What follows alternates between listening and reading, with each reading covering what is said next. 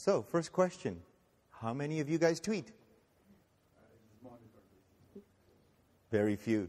Very few. Okay, I tweet sometimes. I know your kids tweet all the time, especially if you have adolescents like I do. So, I'm hopping in the bandwagon little by little. Not too many followers, but I guess we'll get up there. Let's have a few memory hooks, as I did last year. 5 words. Witness, no less. 11 and 56. Accountability, and I ed again. So just keep those in mind as we go along, and at the end of our session, we'll get back to these.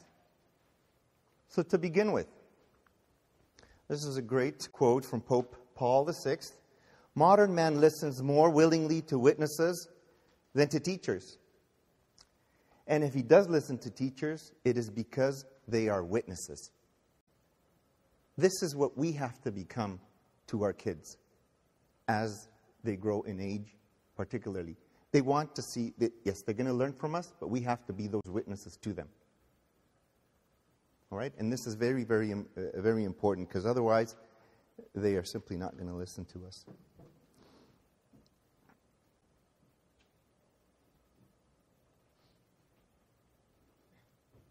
Not too long ago, I heard this story from a university campus, a Catholic university campus in the States. It was at night. It was in the summer. The priest, one of the priests there that taught there, was leaving, walking through the corridors or through the external garden to their pathways. And he saw this couple, university couple there, engaged in, deep lip look. So he approached them. And he says, "Excuse me." And of course they look up and were startled seeing a Roman collar there. He said, "Excuse me, how is this that you're doing here related to the stars?" Very gently. And then he just left. And that was like, I guess it left them in shock to begin with. But, we got to stop and think about that. How is that related to God, what they're doing there? Because if it's not, then it shouldn't take place. And God gave us, ultimately, sexual desire. Yeah, that sexual desire, that's how we were created. It should be like the fuel of rockets. Yeah, to take us up. But what happens right now is if those rockets are inverted, you know what's going to happen? What would happen? Explosion. Yeah, we've seen that happen. That's exactly what is happening to our culture today. This fuel, if it's properly directed, should be able to take us up to the heights, to the heavens. But you and I already know, we have that experience, that it could take us to our deepest misery if we don't use it properly. And again, that sexual desire is a powerful force. It's a powerful force, and you have to learn how to use it. Put a picture of this fellow here, because, we are all starving. We have that starvation. We have that hunger. Because we have a space that needs to be filled up. That desire, that hunger, that yearning that we have. If that doesn't get filled up, do you know what we do? We go to the dumpster. Or nowadays we go to the fast food store. Yeah, and we, if I'm hungry, I don't have food, go to McDonald's, go to whatever. And you and I know what happens if we start consuming that for long periods of time. There you go.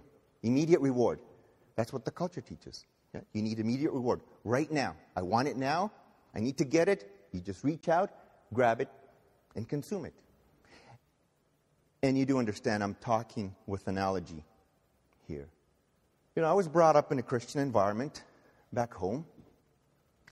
And, what can I say? A Christian family. However, I don't think that I was given all the answers. It was more or less, and some of you may relate, it was more or less along this line. You know what? Follow these X, Y, Z, or whatever rules, and if you follow that, you do these things, avoid these other things, normally things related to sex and stuff, but unfortunately they weren't spelled out properly, you'll grow up to be a good citizen, eventually. But that did not really fill my desire. That didn't really fill my hunger. Unfortunately, I started eating from the dumpster. I started consuming that immediate, that fast food. By the grace of God, in the university years, some of those answers, many of those answers were answered. Particularly when I started attending a center just like this one in university.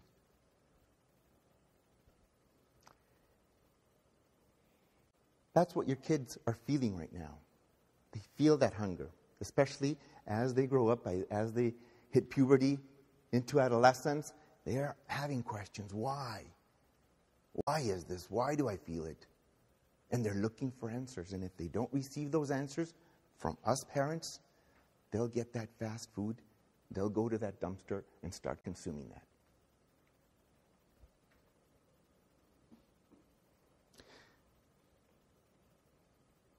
As I said, eventually I realized that there was a banquet, that was true, that I didn't have to eat from the dumpster.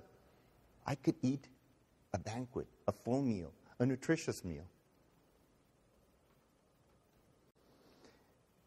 It's been fascinating. Actually, a month ago, I went to a full week Theology of the Body course. And it was incredible to learn this. What a great gift that our blessed Pope John Paul II left us. Yeah, that actually made me more so realize the beauty of this banquet that awaits us ultimately. Although Theology of the Body talks about marriage, it's not only for married people. It applies to everyone, celibates, singles. Ultimately, if you have a body, and I'm assuming everybody here has a body, is that right? Okay, good. So that applies to you too.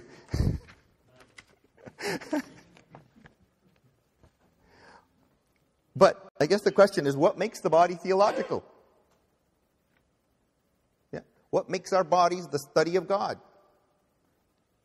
Irene alluded to that. We were made in the image and likeness of God. God is Trinitarian, Father, Son, Holy Spirit. Yeah? The Father loves the Son, and their love actually is another person. 3 persons, 1 God. God manifested that relationship, that creation, by creating us male and female. If you stop and think about that, if you stop and isolate just male, man, it just doesn't make sense by itself. I don't know, when you hit puberty, probably you ask them, God, why'd you create me this way? Yeah, especially if you're in a shower standing there. Why did you make me this way? And yeah, I'm glad you asked. I'm not the only one. And it just didn't make sense. Like, okay. The same thing could apply for women, right? If they isolate women alone, why were they made like that? However, if you look at both, it just makes total sense. There's a complementarity, natural complementarity in there. God wanted it that way, and we know that they were called male and female. It says so in the Bible, in Genesis. They were created male and female, and for them to become one flesh. The union of them to become one flesh. In the natural course of events, that union actually creates a third person. You see the analogy there. Then again, we can see that. It says in the body of Jesus, we see our God made visible, and so are caught up in the love of God we cannot see. And there you go again. That is another reason why God came down and took upon flesh of a creature. Yeah. The thesis statement of Pope John Paul of Theology of the Body is, the body, and in fact, only the body is capable of making visible the invisible, and the spiritual and the divine. And just a quick example here. Where am I? Point to where I am. Right here, exactly. Where is my spirit? You can't see a spirit. You can't smell it. There's no... I just finished watching that old movie again, Ghostbusters. You really can't see him, although they could. But where's my spirit? Hopefully we'll point to the same body. It just goes back to the same thing. My body is revealing the spiritual and ultimately the divine. That's a picture of my seventh daughter. Yes. Andrea, Andy we call her. I took a picture of that not two months ago maybe. She was sleeping and it was so beautiful to watch her sleep. It's unbelievable. And you as fathers, you probably took your child, ever since they were born, just grabbed them in your arms and you look at them. And there's so much love and there's something in there that you can see through that little body that tells you about, another reality, spiritual reality, in this case, the divine reality. Now, science has been great to us. We've learned a lot of good things about science, but if you stop right there and you try to explain that with science, what will you see there? You have your child there. Oh, that's a wonderful bundle of cells that are going through mitosis and developing. You ruin the moment there. The bodies of everybody was there as a sign. Yeah, as a sign that again will point to God. And God has revealed his innermost secret. That is a secret. It says God has revealed his innermost secret. God himself is an eternal exchange of love, Father, Son, Holy Spirit, and he has destined us to share in that exchange. That is what we created for. That is why we crave. That's what we have, that desire. He actually wanted that. He wanted to carve that in our bodies and gave us that desire. That desire ultimately for him. God, you can say, is a burning, eternal ecstasy of love. That's what he wants to share with us. We were destined for that exchange of love. Unfortunately, this culture is misguided. It is true that they're looking for something. Everybody's looking for something. You can hear that in all of the songs. Most songs are about that. Even though some may be twisted, but the message is there. And this culture, unfortunately, just twists everything. Authentic Christianity tells us that sex is an icon and is a sign on earth that points us to heaven. Yeah.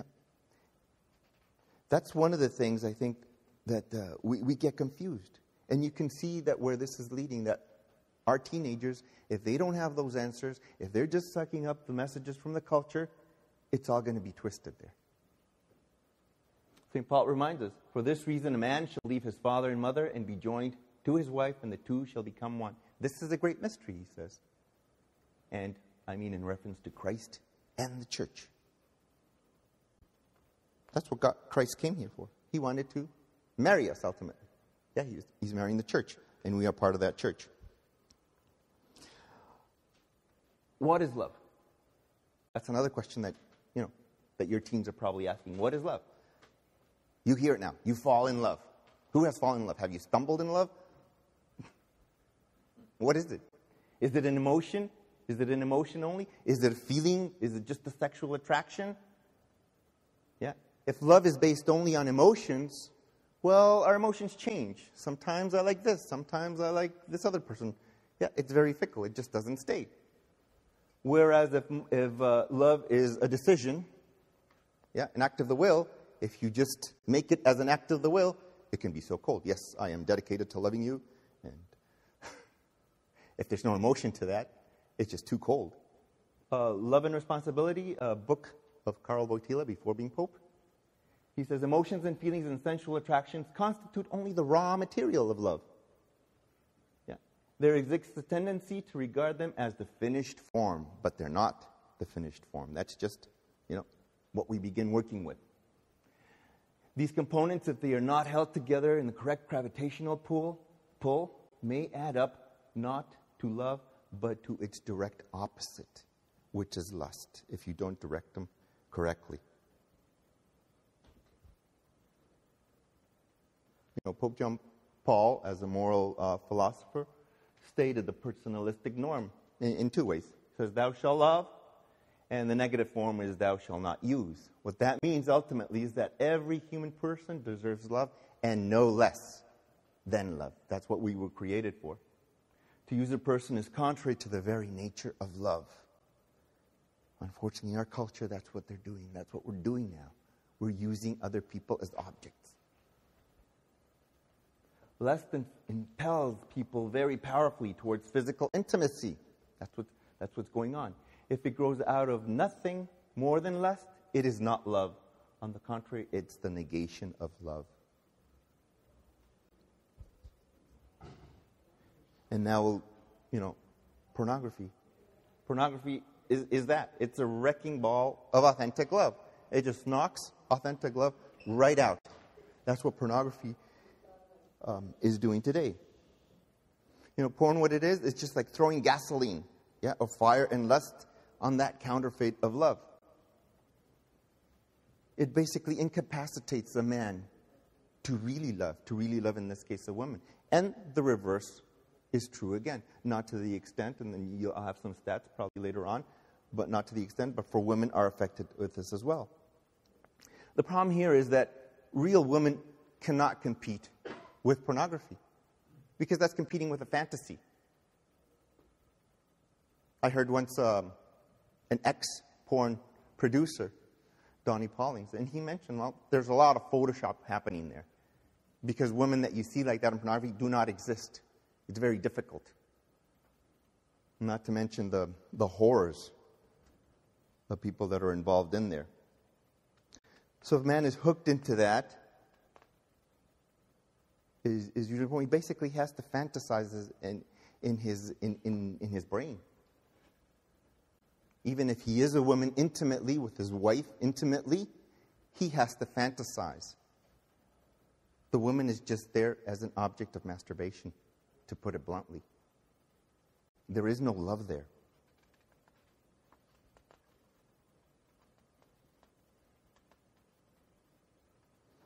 And that goes back to the same problem, right? We keep eating those chicken fingers, those greasy burgers, instead of exchanging them in order to get the banquet. But our society clings to that, and we can't let go, and it's very difficult. At times, I think that we maybe end up like Gollum. My precious, I can't let it go. But we need to do that. We need to let it go, because there is a banquet in there. We doubt sometimes that there isn't a banquet. That's what we see in society. Love must flow from chastity. And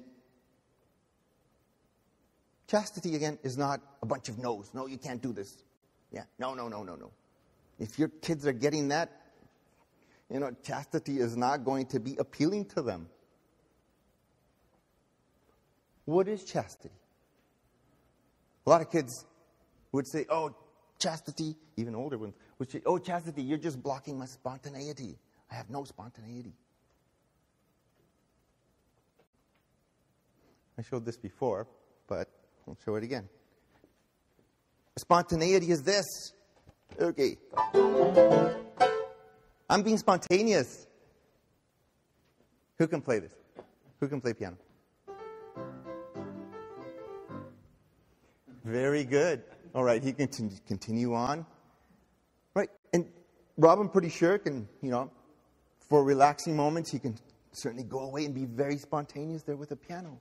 But that is beautiful. What I did was not spontaneity, it was a bunch of noise. What Rob was doing, that's chastity. And for Rob to get there, and I know I've done this before with him, it took him a lot of time, a lot of training. He had to sacrifice in order to get there. Yeah. We heard Irene in the morning saying that we need training. We need to do training. Well, that's what it is. We have to start little, maybe playing with one finger. Mary had a little lamb, and then just work from there. Bottom line is, we do not settle, you should not settle for anything less than the love that you deserve. And do not settle for anything less than the love that you were created and the love you yearn for. And that's what we have to teach our kids at the end of the day in order for chastity to be appealing with them. All right. Right now, I'll just go on to the other phase here, the online integrity portion, which is a bit more technical. But I believe that this first portion, if we don't understand this, if we don't have those answers for you kids, because they will be asking, why? Yeah. If you put some sort of, internet filter or whatever, you block it, and you're not giving them answers, you're not filling their desire, they're going to get it somewhere else, and they're going to go to the dumpster, because that is what is available outside.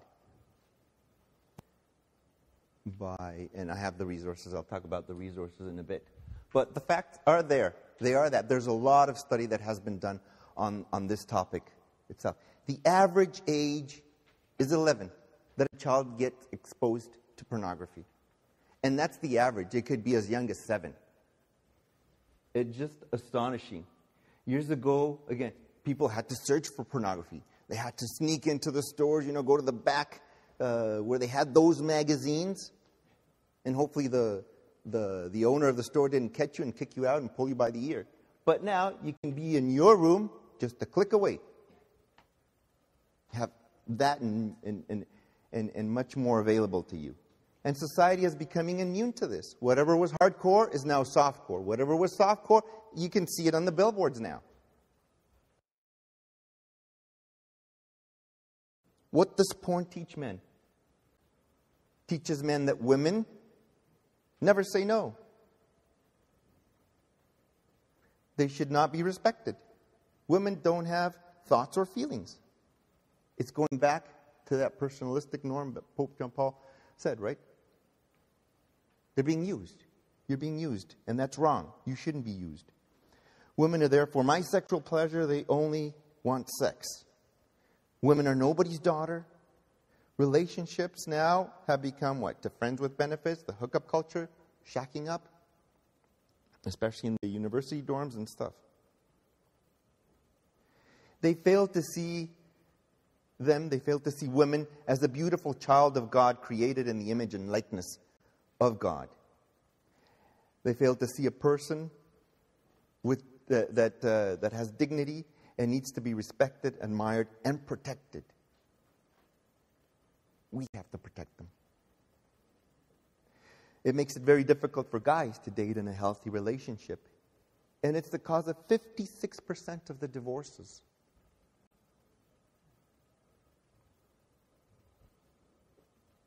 More facts about that. Every second, and this is a couple of years old, the statistic, 25,000 plus internet users are viewing every second. It's just unbelievable. Pornography industry earns $97 billion worldwide, and that's more than, those companies there, Microsoft, Google, Apple, together. 68 million daily pornographic searches requests on Google alone. And 25% of all the searches are about pornography. The breakdown again, 72% male, 28% female. There's about child adolescent internet statistics. 11 years old, as young as 7. 80% between the ages of 15 and 17 olds have multiple exposures to hardcore porn. 89% of all solicitations of use in chat rooms are sexual. 67% of the kids admit clearing their internet history. They know how to do this. And if they don't know, they just Google it and find out how to do it. Largest population of internet pornography users are between the ages of 12 and 17. I know I presented this data last year. This one is new, however. It was astonishing to see this. Well, what's the most common way that people accidentally stumble into pornography? 55% of the time are caused by pop-up windows. I had a friend of mine that happened to me. He calls me, says, Diego, something's popping up in my window, And I can't get rid of it because every time I click X, another one pops up. And another one. Misrepresented links. If you make a typo. The White House, I believe, is one of them. Misspelled URLs. Yeah, if you misspell something, you may stumble into a pornographic site. 48% of those are caused by that. Auto links with emails such as spam, and we've all received those. Click here. The names may be disguised, and they may point to some other website. If you don't have anything in your house to protect against this, and your kids have access to the internet, what are the chances of them stumbling into a pornographic website? How can we protect this? How can we protect ourselves? Most of this information, I'll go through the resources in a bit. Again, as Irene was saying, pray for them, pray with them, fast for them, offer it up. This is a battle with the enemy that we're dealing with here. We need to first of all pray about it. But we don't stop there. Yeah? Teach your kids how to pray as well. Understand their motives. I already talked to you about their motives. We all have that hunger, that yearning, that desire. That is their motive. We need to fill that hunger, that desire that they have. Learn about theology of the body. It'll give you great insight as to how to respond to that. Learn it. Yep. Live it and teach it. Teach your teens to say yes. Yes to authentic love. We need to model that authentic love. All of us that were married, we basically said yes to those 4 qualities of authentic love. That has to be free, has to be total, faithful, and fruitful. If you're missing any one of those, it's not authentic love. If you teach your kids about authentic love, there is no way that they're going to say no to that because it is attractive.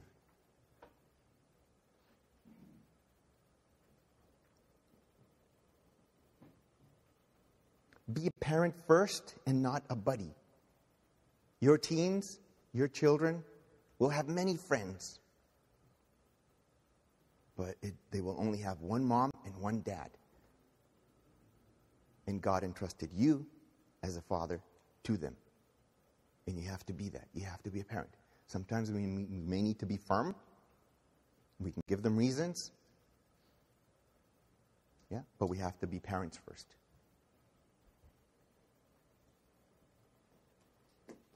We'll need to protect them from themselves and from their hormones in their adolescent years.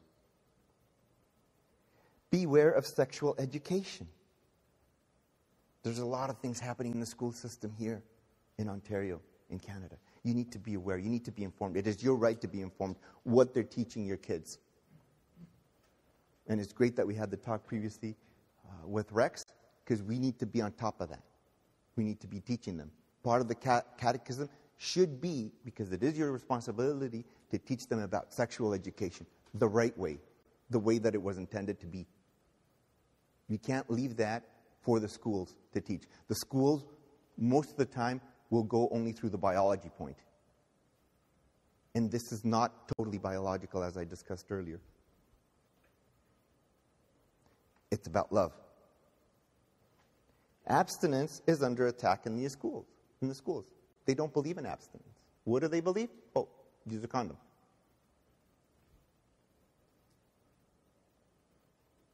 Set the standards high and clear.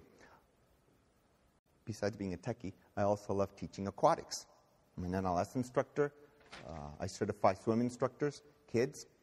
And it is amazing to see, and I'm sure all of the teachers here can attest to that. If you set the standards high, the kids will move up to that. If you, wherever you set the standard, that's where they'll meet you. In this particular case, you have to set the standards really high. Ultimately, in that, abstinence until marriage, period. Of course, you'll give them reasons and all that stuff. But that's going to be the standard. The problem with many parents today is, yeah, abstinence until marriage, but since I know that you have desires in that, make sure you wear a condom. Okay, where has your credibility gone to? Where has your confidence in them gone to? Protect your teens from the media. I call them the numbing agents.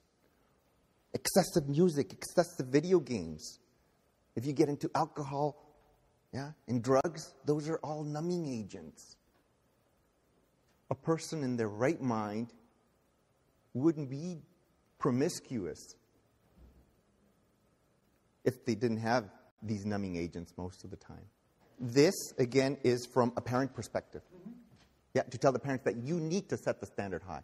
From that perspective, yes. I totally agree with you. It is the norm. But that's where a lot of parents are lacking. They're not setting that standard as a high standard as it should be, the norm. Delay the onset of dating. Dating, what's the purpose of that? It is ultimately to discern marriage. It just blows my mind away to hear some parents in the school, oh yeah, my kid, 8 years old, they already have a boyfriend or a girlfriend. Like, what is that? There's statistics that show that if they begin dating at a very young age, you know what happens? A week or two, they're with one person, another week or two, a month or so, they're with another person.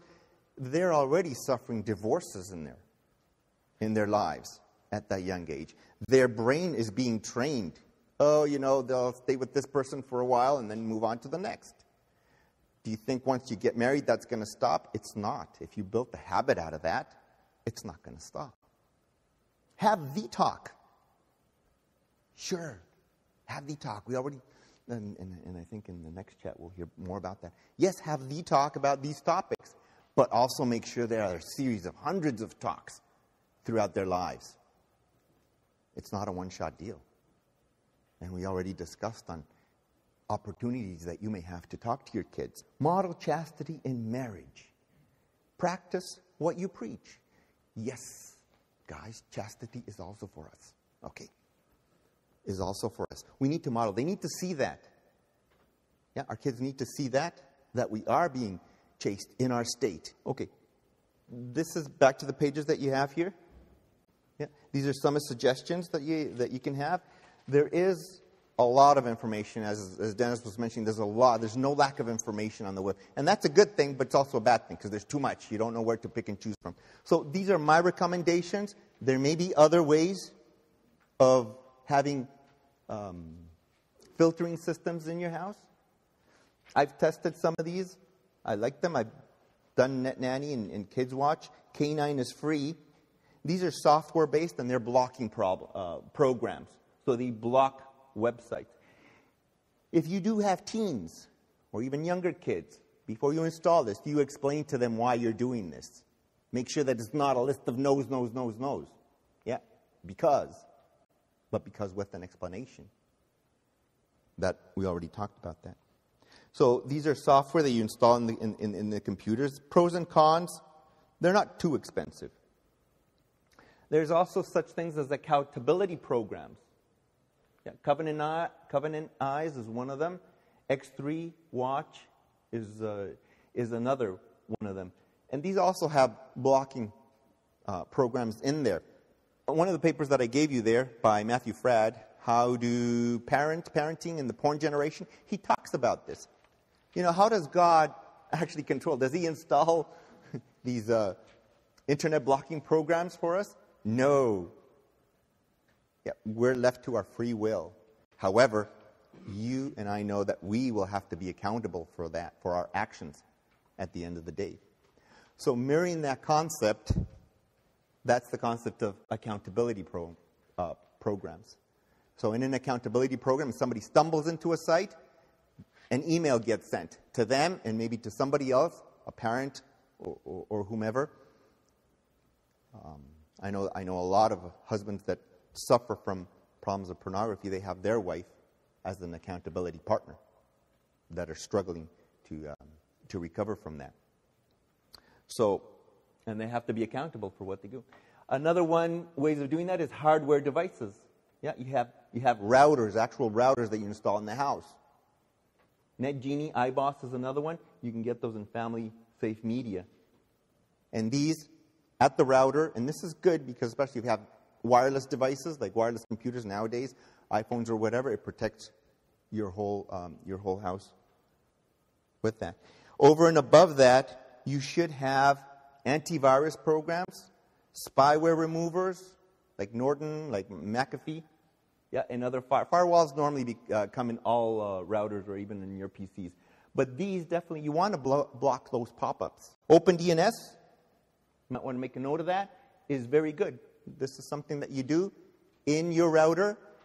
Yeah, you set it up. You can go to their link. They have videos there to show you how to do it. Last year I showed you a video about that. And it's a good start. Now, if you have a teen that's savvy, not recommended, because he can certainly bypass it. Other general tips: make sure that your computers are in a public area. As much as possible, try to avoid laptops. I have my computer in my dining room area, and I intentionally bought a really large screen. It costed me more, but I put a large screen. They can't hide, behind it. Use time controllers according to the age. As your kids grow, they'll need more time for projects or whatever. Yeah. Set up different accounts for different types of kids. I have like little ones and I have teens, so I have to do that. Teach them about spying and holding them accountable, which I already spoke about. Very quickly, let me see, what else can I tell you here? Consequences, in my opinion, cyberbullying. We already heard the story about the Vancouver girl, Amanda Todd. Text rage. You're more likely to blurt anything out just because you don't have that face-to-face contact, so you can blurb any atrocity via text. That's one of the problems of cyberbullying, actually. Sexting. Sexting is sending sensual videos, pictures through texts. That guy that says, let me see, GNOC, and text me on that. But what happens to that is any picture, video, anything you put on the World Wide Web, stay there forever. And that's the problem, because if they break up, the guy may post her picture on the web, and it's there forever to haunt her and watch those numbing agents that I spoke about. Some more of the resources that I have here and that you have on there. Raising Pure Teens. Excellent book. Those 10 points, strategies, they're basically these 10 strategies that the book talks about. And this book was written by Chris Everett and Chris Stefanik. Awesome apologists and speakers. Raising Pure Teens. Chastity.com, another website, and also Women Made New by Jason and Kristalina Everett. So great resources that you can hop into. Chastity.com, you can give to your teens actually to hop in there. They answer a lot of questions for them. Another one here, theporneffect.org by Matthew Fradd, who wrote that article. I think that's where I got that article from. Yeah, a lot of information about pornography, and Integrity Restored by Dr. Peter Klaponis. Excellent website.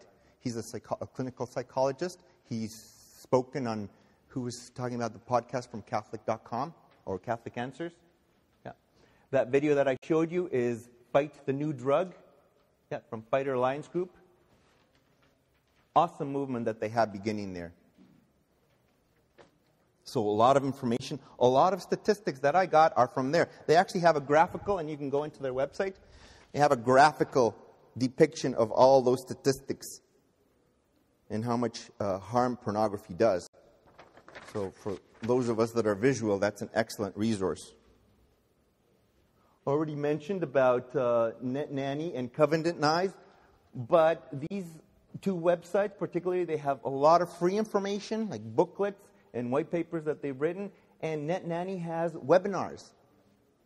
In October, they did a webinar on how to actually find protection, because not many people know that the iPhone itself or iPad has built-in protection. You can have restrictions in there. There it is, Catholic Answers. Yeah, live. These are podcasts that you could download to your via iTunes or via MP3 and just listen to them as you go in the car. That's what I do. Another great resource and podcast that they have is from More to Life. Greg and Lisa Popchak, that's Dr. Greg. He's a PhD clinical psychologist again. Awesome speakers. They talk about things of the family, and it is great. So just to finish off here, let's go back again. Witness. We need to be witnesses. Yeah. No less. Do not let anybody treat you less than the love that you were created for. 11 is the average age that people get introduced into pornography. It's the cause of 50% of the divorces. Accountability. We will all be accountable, and that's what you need your teens to be. Because even if you install a web protection system in your house, what are they going to do outside? Did you know that in public libraries, there is no web protection at all? And you guys have to be careful, especially if you have young children and you send them, or even your teens, you send them. There are people that are looking at web in public libraries when the kids are running around in the back.